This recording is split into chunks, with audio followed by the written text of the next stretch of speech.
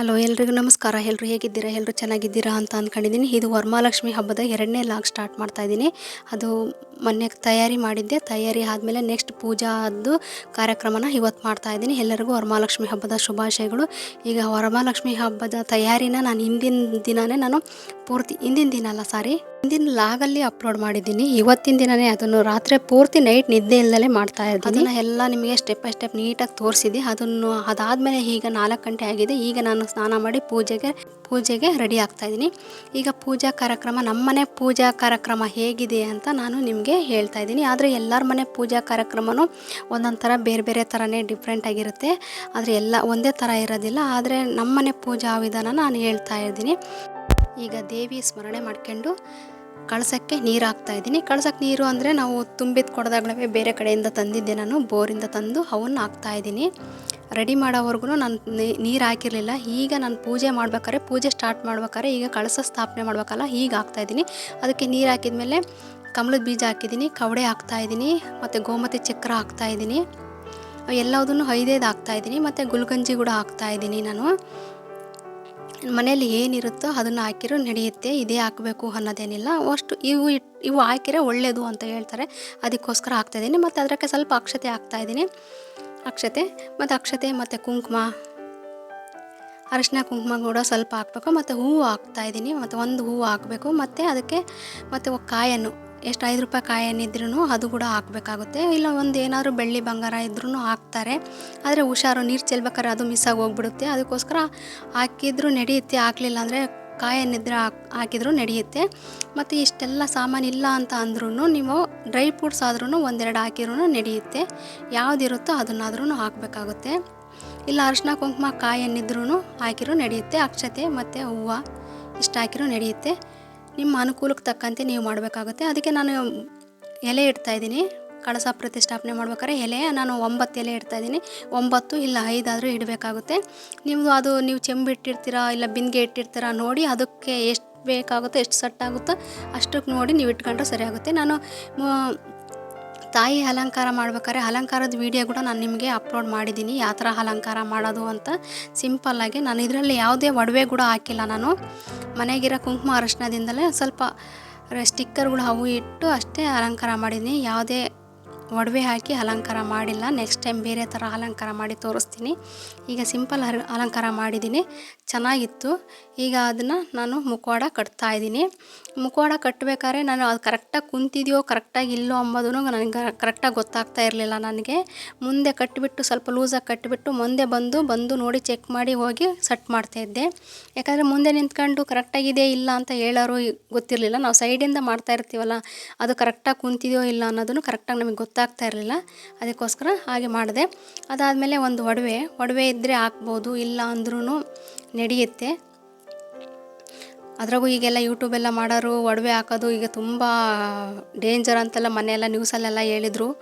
ಅದಕ್ಕೋಸ್ಕರ ಸೇಫ್ಟಿಯಾಗಿ ನಾವು ಏನಿರುತ್ತೋ ಅದನ್ನಷ್ಟೇ ಹಾಕ್ಕೊಂಡು ಹೋದ್ರೂ ಸಾಕಾಗುತ್ತೆ. ಸುಮ್ಮನೆ ದೊಡ್ಡದಾಗಿ ಎಲ್ಲ ಮಾಡ್ಕೊಂಡು ಸುಮ್ಮನೆ ರಿಸ್ಕ್ ತಗೊಳಕ್ಕೆ ಹೋಗಬಾರ್ದು. ಗೆಜ್ಜೆ ವಸ್ತ್ರ ಅಂತೂ ಹಾಕಿದ್ರೆ ತಾಯಿಗೆ ತುಂಬ ಇಷ್ಟ. ಗೆಜ್ಜೆ ವಸ್ತ್ರ, ಹೂವು ಹಾಕ್ಬಿಟ್ರೆ ಸಾಕಷ್ಟೇ. ಯಾವ ಒಡವೆ ಯಾವ ಐಶ್ವರ್ಯನೂ ದೇವಿ ಕೇಳಲ್ಲ, ಆ ದೇವಿ ನಮಗೆ ಕೊಡ್ತಾ ಇರ್ತಾಳೆ ಅಷ್ಟೇ. ಮತ್ತು ಅದಕ್ಕೆ ಹೂವು ಹಾಕ್ತಾಯಿದ್ದೀನಿ. ಹೂವು ಕೂಡ ನಾನು ತುಂಬ ಜಾಸ್ತಿ ಹೂವು ಹಾಕ್ತಾಯಿಲ್ಲ, ಸುಮ್ಮನೆ ಯಾಕಂದರೆ ಅಲಂಕಾರ ಎಲ್ಲ ಕೆಟ್ಟೋಗ್ಬಿಡುತ್ತೆ. ಅದಕ್ಕೋಸ್ಕರ ಸಿಂಪಲ್ಲಾಗಿ ಒಂದೇ ಒಂದು ಹಾರ ಹಾಕ್ತಾಯಿದ್ದೀನಿ. ಇದೇ ಹಾರ ಚೆನ್ನಾಗಿತ್ತು. ಈಗ ನೋಡಿದರೆ ನನಗೆ ಈಗ ನೋಡ್ಬೇಕಾದ್ರೆ ಗೊತ್ತಾಯ್ತು ಇದೇ ಎಷ್ಟು ಚೆನ್ನಾಗಿ ನೀಟಾಗಿ ಕುಂತಿತ್ತು. ಅದನ್ನು ನಾನು ದೊಡ್ಡದಾಗಿ ಬಿಟ್ಟಿದೆ, ಕೆಳಗೆ ಬಿದ್ದಿದೆಯಾ ಅಂತ ನಾನು ಹೇಳೋದು ಹಿಂದ್ಗಡೆ ಕಟ್ತಾಯಿದ್ದೀನಿ. ಈಗ ವೀಡಿಯೋ ಮಾಡ್ಬೇಕಾದ್ರೆ ನನಗೆ ಗೊತ್ತಾಯ್ತು ಅದು ಅದೇ ಅವಾಗ ಮಾಡಿದ್ದೇ ಚೆನ್ನಾಗಿತ್ತು. ನೋಡಿ, ಕರೆಕ್ಟ್ ಇದ್ದಿದ್ದನ್ನು ಮತ್ತೆ ಸೊಟ್ಟ ಮಾಡ್ತಾಯಿದ್ದೀನಿ ನಾನು.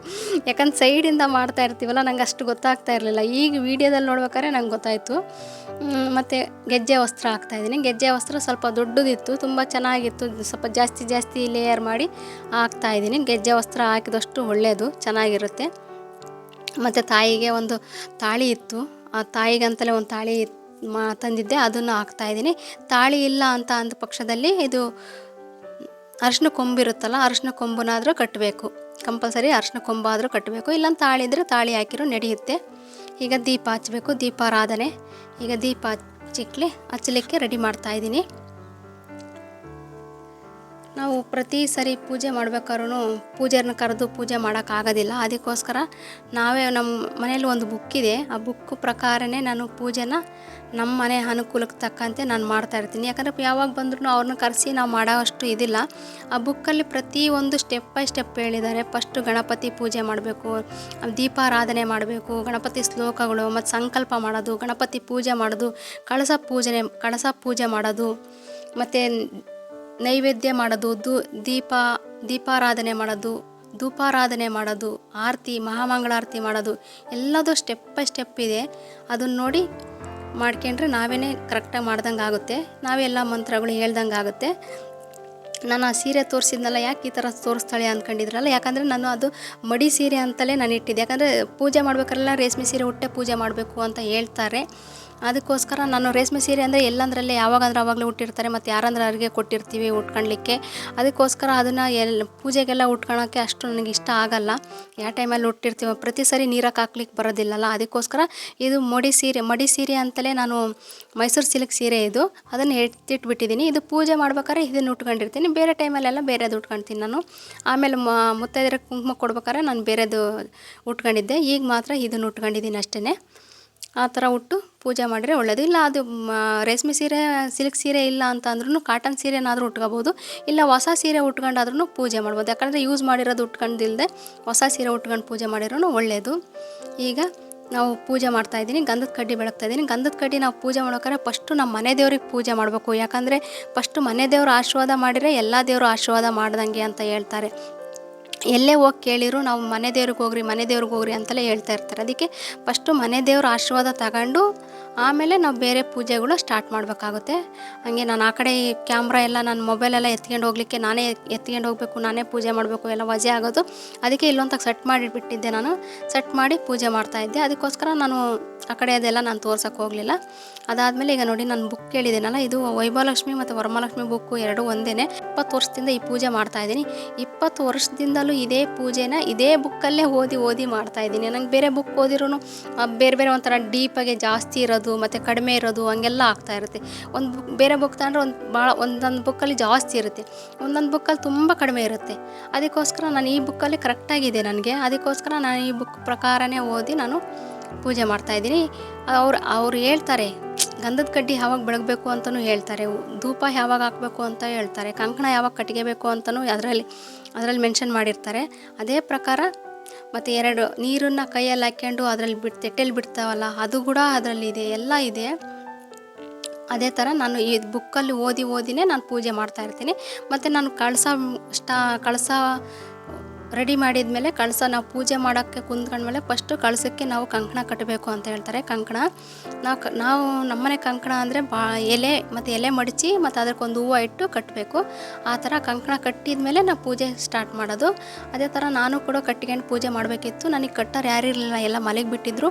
ಅದಕ್ಕೋಸ್ಕರ ನಾನೇ ಕಟ್ಟಿ ತೆಟ್ಟೆಲಿಟ್ಟು ಆಮೇಲೆ ನಾನು ಅವ್ರು ಎದ್ಮೇಲೆ ಕಟ್ಕೊಳ್ಳೋಣ ಅಂತ ನಾನು ಸುಮ್ಮನೆ ಕಟ್ಟಿಟ್ಟು ಪೂಜೆ ಸ್ಟಾರ್ಟ್ ಮಾಡೋಕ್ಕೆ ಕೂತ್ಕೊಂಡೆ. ಈಗ ಪುಸ್ತಕಕ್ಕೆ ವರಮಹಾಲಕ್ಷ್ಮಿ ಅಂತ ಅಂದ್ಕೊಂಡು ಅದನ್ನು ಕೈ ಮುಗಿದು ಓದಲಿಕ್ಕೆ ಸ್ಟಾರ್ಟ್ ಮಾಡಿದೆ. ಸ್ಟಾರ್ಟಿಂಗ್ ಓದ್ಬೇಕಾದ್ರೆ ಶುಕ್ಲಾಂಬರಧರಂ ವಿಷ್ಣುಂ ಶಶಿವರ್ಣಂ ಚತುರ್ಭುಜಂ ಪ್ರಸನ್ನವದೇ ಧ್ಯಾನೇ ಸರ್ವ ವಿಘ್ನೋಪಶಾಂತಯೇ ಅಂತ ಹೇಳ್ಕೊಂಡು ಫಸ್ಟು ಗಣಪತಿ ಪೂಜೆ ಮಾಡಿ ಆಮೇಲೆ ನಮ್ಮ ಪೂಜೆ ಸ್ಟಾರ್ಟ್ ಮಾಡಬೇಕು. ಯಾವುದೇ ಪೂಜೆ ಸ್ಟಾರ್ಟ್ ಮಾಡ್ಬೇಕಾದ್ರೂ ಫಸ್ಟು ಗಣೇಶನ ಆಹ್ವಾನ ಮಾಡಿ ಅಲ್ಲಿ ಕೂಡಿಸಿ ತನಗೆ ನೈವೇದ್ಯ ಮಾಡಿ 2 ಎಲೆ ಅಡಿಕೆ ಮತ್ತು 2 ಬಾಳೆಹಣ್ಣು ನೈವೇದ್ಯ ಮಾಡಿ ಆಮೇಲೆ ನಮ್ಮ ಪೂಜೆ ಸ್ಟಾರ್ಟ್ ಮಾಡಬೇಕಾಗುತ್ತೆ. ಈಗ ಹೂವು ಅಕ್ಷತೆ ತಗೊಂಡು ನಾವೊಂದು ಸಂಕಲ್ಪ, ಈಗ ಪೂಜೆ ಮಾಡ್ಬೇಕಾದ್ರೆ ಸಂಕಲ್ಪ ಮಾಡ್ಕೊಂಡಿರ್ತೀವಲ್ಲ, ನಮ್ಮದೊಂದು ಕಾರ್ಯ, ನಮ್ಮದೊಂದು ಕೆಲಸ, ನಮ್ಮದು ಏನಾದರೂ ನಾವು ಅಂದ್ಕೊಂಡಿರ್ತೀವಲ್ಲ, ಅದು ಅಂದ್ಕೊಂಡು ಪೂಜೆ ಕೈ ಮುಗಿದು ಅದನ್ನು ಅಲ್ಲಿ ತೆಟ್ಟೆಯಲ್ಲಿ ಹಾಕಬೇಕಾಗುತ್ತೆ. ಅಕ್ಷತೆ ಮತ್ತು ನೀರಿನ ತೆಟ್ಟೆಯಲ್ಲಿ ಹಾಕಬೇಕಾಗುತ್ತೆ. ಆಮೇಲೆ ಒಂದು ಎಲೆ ತಗೊಳ್ತಾಯಿದ್ದೀನಿ. ಎಲೆ ಏನಕ್ಕಪ್ಪ ಅಂದರೆ ಲಕ್ಷ್ಮಿ ಅಷ್ಟೋತ್ತರ 108 ಅಷ್ಟೋತ್ತರ ಇರ್ತಾವಲ್ಲ, ಅವೆಲ್ಲ ಹೇಳ್ಕೋಬೇಕಾದ್ರೆ ಕುಂಕುಮ ಅರ್ಚನೆ ಮಾಡ್ತಾಯಿರ್ತೀನಿ. ಅದು ವೇಸ್ಟ್ ಆಗಬಾರ್ದು. ಆ ಕುಂಕುಮ ಅರ್ಚನೆ ತುಂಬ ಪವಿತ್ರವಾಗಿರುತ್ತೆ. ಅಷ್ಟೊಂದೆಲ್ಲ ಅಷ್ಟೋತ್ತರ ಹೇಳಿ ಭಕ್ತಿಯಿಂದ ಮಾಡಿರೋಂಥ ಕುಂಕುಮ ತುಂಬ ಶಕ್ತಿಶಾಲಿಯಾಗಿರುತ್ತೆ. ಅದಕ್ಕೋಸ್ಕರ ಅದು ಕುಂಕುಮನ ನಾವು ಯಾವಾಗಲೂ ಯಾವುದನ್ನ ಒಳ್ಳೆ ಕೆಲಸಕ್ಕೆ ಹೋಗ್ಬೇಕಾರೆ, ಒಳ್ಳೆ ಕಾರ್ಯಕ್ಕೆ ಹೋಗ್ಬೇಕಾರೆ, ನಮ್ಮ ಮಕ್ಕಳೆಲ್ಲ ಎಕ್ಸಾಮ್ಗೆ ಹೋಗ್ಬೇಕಾರೆ ಒಳ್ಳೆಯದಾಗಲಿ ಅನ್ನೋ ಇದಕ್ಕೆ ನಾನು ಅದನ್ನು ಹಾಗೆ ಇಟ್ಕೊಂಡು ಡೈಲಿ ಇಟ್ಕೊಂಡು ಹೋಗ್ತಾ ಇರ್ತೀವಿ. ಸ್ವಲ್ಪ ಅದು ಕಡಿಮೆ ಆಯಿತು ಅಂದರೆ ಬೇರೆ ಕುಂಕುಮ ಇರುತ್ತಲ್ಲ ಅದರಲ್ಲಾದರೂ ಬೆರೆಸಿ ನಾವು ಇಟ್ಕೊಂಡ್ರೂ ಒಳ್ಳೆಯದು. ಈ ಕಳಸದ ಪೂಜೆ ಮಾಡಬೇಕು. ಕಳಸದ ಪೂಜೆ ಗಂಗೆ ಚ ಯಮುನೆ ಚ ಗೋದಾವರಿ ಸರಸ್ವತಿ ಅಂತ ಎಲ್ಲ ದೇವತೆಗಳ ಆಹ್ವಾನ ಮಾಡಿ ನಾವು ಈ ಚೆಂಬಲ್ಲಿ ನೀರಿಟ್ಟಿರ್ತೀವಲ್ಲ ಇದನ್ನೇ ಕಳಸ ಅಂದ್ಕೊಂಡು ಪೂಜೆ ಮಾಡಬೇಕಾಗುತ್ತೆ. ಯಾಕಂದರೆ ಅಲ್ಲಿ ನಾವು ಕಳಸ ಕೂಡಿಸಿರ್ತೀವಲ್ಲ ಅದರಲ್ಲೆಲ್ಲ ನಾವು ಆಲ್ರೆಡಿ ಹಾಕಿದ್ದೀವಿ, ಏನೇನು ಹಾಕ್ಬೇಕು ಅದೆಲ್ಲ ಹಾಕಿದ್ವಿ. ಈಗ ಮಂತ್ರದ ಮುಖಾಂತರ ನಾವು ಇದನ್ನು ಆಹ್ವಾನ ಇಲ್ಲಿ ಮಾಡಿ ಕರೆದು ಕೂಡಿಸಿ ನಾವು ಪೂಜೆ ಮಾಡಬೇಕಾಗುತ್ತೆ. ಅದಕ್ಕೋಸ್ಕರ ಹೀಗೆ ಗಂಟೆ ಮತ್ತು ಪೂಜೆ ಮಾಡಿ ಕೂಡಿಸಿ ಆದಮೇಲೆ ಈಗ ಗಂಟೆ ಮತ್ತು ಊದುಗಡ್ಡಿಯಿಂದ ಬೆಳಗ್ತಾ ಇದ್ದೀನಿ. ಇದೆಲ್ಲ ಪೂರ್ತಿ ಡಿಟೇಲಾಗಿ ಅಷ್ಟು ಸ್ಟೆಪ್ ಬೈ ಸ್ಟೆಪ್ ಅಂತೂ ಹೇಳೋಕ್ಕಾಗೋದಿಲ್ಲ, ಶ್ಲೋಕಗಳು ಹೇಳೋಕ್ಕಾಗೋದಿಲ್ಲ, ಈ ಪೂಜೆನೂ ಹೇಳೋಕ್ಕಾಗೋದಿಲ್ಲ, ತುಂಬ ಲೇಟ್ ಆಗಿಬಿಡುತ್ತೆ. ಅದಕ್ಕೋಸ್ಕರ ಸ್ವಲ್ಪ ಮೇನ್ ಅಷ್ಟೇ ನಾನು ನಿಮಗೆ ತೋರಿಸ್ತಾ ಇದ್ದೀನಿ. ಮತ್ತು ಅದು ಮಾಡಿಲ್ಲ ಇದು ಮಾಡಿಲ್ಲ ಅಂತ ಅಂದ್ಕೊಳ್ತಾರಲ್ಲ, ಅದಕ್ಕೋಸ್ಕರ ಈಗ ಈ ನಾನು ಇಟ್ಟಿರೋ ಅಂಥ ನೈವೇದ್ಯ ಎಲ್ಲ ಶುದ್ಧಿ ಮಾಡಿ ಅದನ್ನು ಸಮರ್ಪಣೆ ಮಾಡ್ತಾಯಿದ್ದೀನಿ ದೇವಿಗೆ. ನೈವೇದ್ಯಂ ಸಮರ್ಪಯಾಮಿ ಅಂತ ನೈವೇದ್ಯ ಎಲ್ಲ ಅದಕ್ಕೆ ನೀರು ಹಾಕಿ ತೋರಿಸ್ತಾ ಇದ್ದೀನಿ. ಅದಾದಮೇಲೆ ಈಗ ಅಷ್ಟೊತ್ತರ ಹೇಳ್ಕೊಂಡು ಈಗ ಕುಂಕುಮದಿಂದ ಅರ್ಚನೆ ಮಾಡ್ತಾ ಇದ್ದೀನಿ. ಆ ಬುಕ್ಕಲ್ಲೇ ಇದ್ದಾವೆ, ಅಷ್ಟೊತ್ತರ ಇರುತ್ತೆ, ಮತ್ತು ಮತ್ತು ಮಹಾ ಮಂಗಳಾರತಿ ಮಾಡೋದಿರುತ್ತೆ. ಲಾಸ್ಟಿಗೆ ತುಪ್ಪದ ದೀಪ ಹಚ್ಚೋದು ಯಾವಾಗ ಅಂತ, ತುಪ್ಪದ ದೀಪ ಎಷ್ಟು ಬೆಳಗಿರೂ ಒಳ್ಳೆಯದು. ಈಗ ಇದಕ್ಕೆ ನಾನು ತುಪ್ಪದ ದೀಪ ಹಚ್ಚಿ ಬೆಳಗ್ತಾ ಇದ್ದೀನಿ.